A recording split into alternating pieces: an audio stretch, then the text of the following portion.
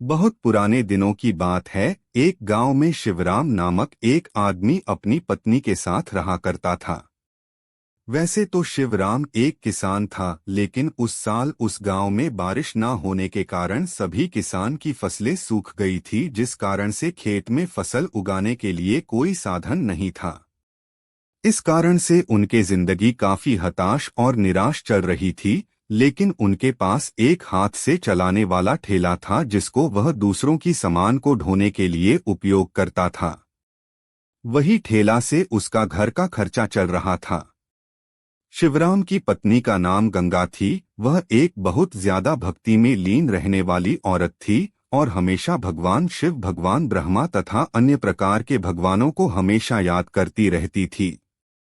वह हमेशा जब भी खाना बनाया करते थे तो 2 रोटी भगवान शिव के लिए तथा 2 रोटी भगवान ब्रह्मा के लिए अपने बनाए गए खानों में से निकालकर भगवान को भोग चढ़ाया कर वह गौ माता को खिला दिया कर दी थी।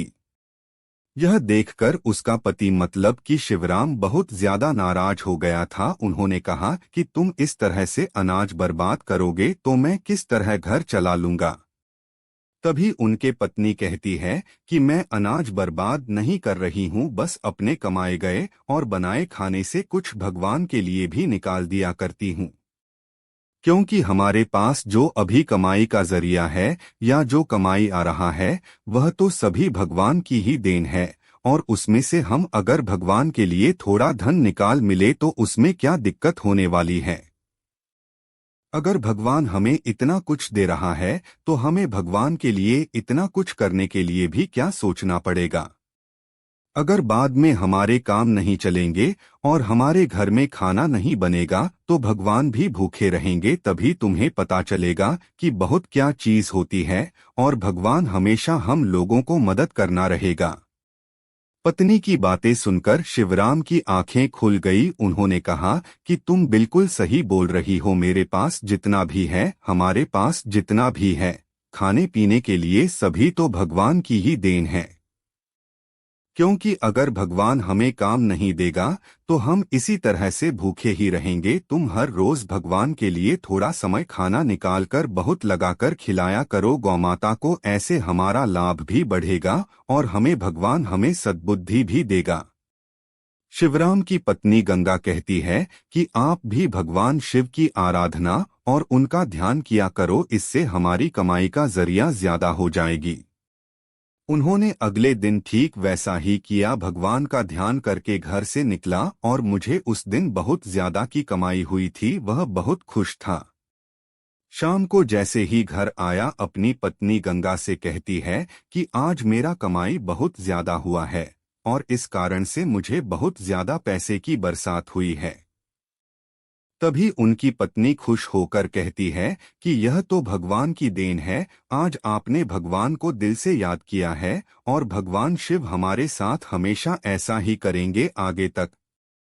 वह उन पैसों को अपने राशन के लिए उपयोग किया और जब थोड़ा पैसा बच गया तो उनकी पत्नी बोली कि हम कुछ पैसा भगवान के चरणों में होने समर्पित कर देते हैं। उन्होंने कहा कि हम इसमें से कुछ पैसा निकालकर मंदिर के पुजारी को दे देंगे, जिससे वह भगवान की सेवा में इसका उपयोग करेंगे। इसमें शिवराम ने भी अपनी सहमति जताई और कहा कि तुम सही कह रहे हो, आखिर भगवान के नाम से एक हम इतने सारे धन की प्राप्ति हुई है। एक दिन की बात है, शिवराम किसी तरह से कहीं गया हुआ था अपने कार्य करने के लिए, और जब वह अपने घर लौटा तो उसकी तबीयत ज्यादा खराब हो गई थी। उनकी पत्नी गंगा जब उसके सर पर हाथ फेरा तो देखा कि उन्हें बहुत ज्यादा बुखार है और उन्हें तुम्हारी की जरूरत है। उन्होंने तुरंत ही अपने पास के डॉक्टर को बुलाया और कहा कि मेरे पति जी को बहुत ज्यादा बुखार है, इन्हीं किसी प्रकार की दवाई देखा कि इनका स्वास्थ्य सही हो जाए।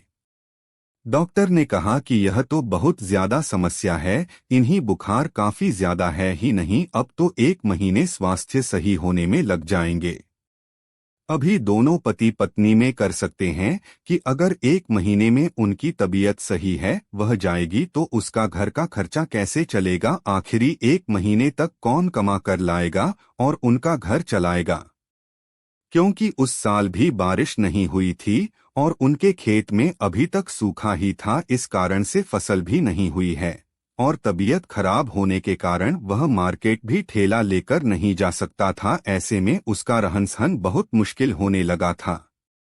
10 दिन बीत जाने के बाद उन्होंने देखा कि उनका तबीयत थोड़ा थोड़ा सही हो रहा है, लेकिन फिर भी अभी तक हुआ चलने की हालत में मिली तो उन्होंने सोचा कि मेरी तो खेत भी सही नहीं चल रही है और हमें बाहर जाने का रास्ता नजर नहीं आ रहा है, क्योंकि मेरी तबीयत खराब है, पता नहीं आगे की जिंदगी कैसी चलेगी। यह सभी चीजें भगवान ऊपर से देख रहा था, क्योंकि शिवराम की पत्नी गंगा और शिवराम भी अब तक भगवान की बहुत सारा भक्ति किया करती थी और वह हमेशा भगवान के लिए कुछ ना कुछ खाने पीने के सामान में से भगवान शिव के तथा भगवान ब्रह्मा की आराधना के लिए उनकी के लिए निकाला करते थे। भगवान शिव बहुत ज्यादा चिंतित थे कि वह शिवराम की मदद किस प्रकार से करें। एक दिन की बात है, भगवान शिव ने ब्रह्मा को बुलाकर कहा कि हमारा भक्तों का हाल बहुत बुरा है, हमें उसकी मदद करनी चाहिए।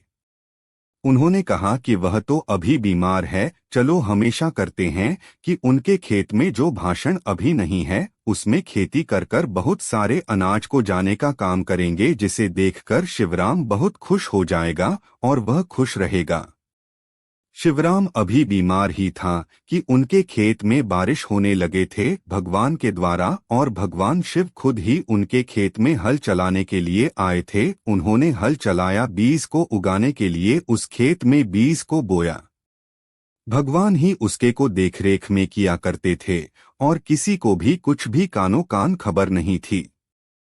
एक दिन की बात है, भगवान शिव शिवराम के सपने में आता है और कहता है कि तुम्हारे खेत में बहुत सारे फसल लहलहा रहा है, तुम सोकर क्या कर रहे हो, जाओ अपने फसल को काटो और उसे भेज दो, इससे तुम्हारी जिंदगी की सारी मुसीबतें आसान हो जाएगी ही।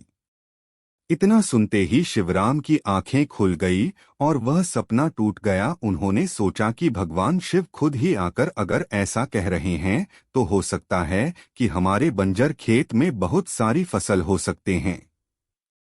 उन्होंने सुबह होने का इंतजार किया और दूसरे ही दिन अपने खेत पर गया तो देखा कि बहुत सारा फसल उसके खेत में बहुत ज्यादा मात्रा में उपजाऊ हुआ है।